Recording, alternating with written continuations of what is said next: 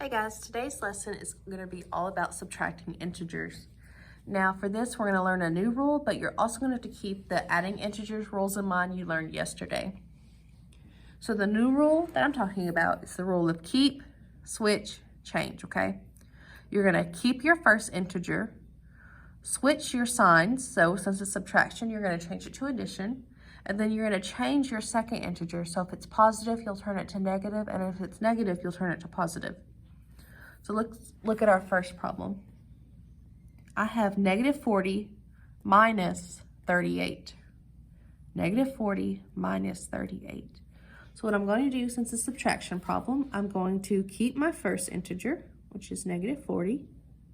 I'm going to switch my sign to addition. And then I'm going to change my second integer. Since it's positive 38, I'm going to change it to a negative 38. And so now I'm adding my integers. Now remember yesterday we had the same sign, so this makes things a little simpler. So now all we have to do is take the absolute value of negative 40, which is 40, plus the absolute value of negative 38, which is just 38, and I end up with 78, but both my signs were negative, so this is actually going to stay negative, so make sure you put your negative sign. So the answer to negative 40 minus 38 would be a negative 78. Let's look at our second problem. I have negative 12 minus a negative 4.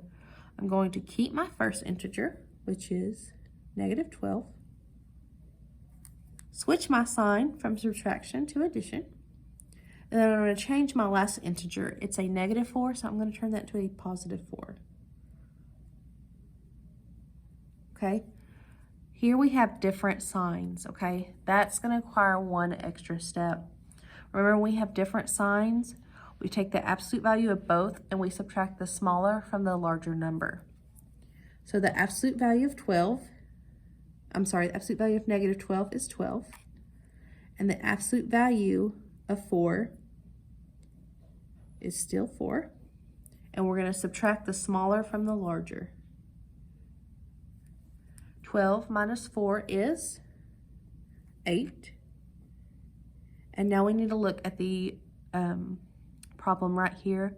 Which integer has the greatest distance from 0?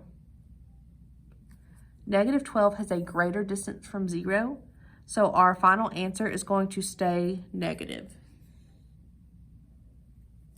It'd just be like if you owed your friend $12 and you gave them $4 to partially pay them back. Well, you're still going to owe them $8.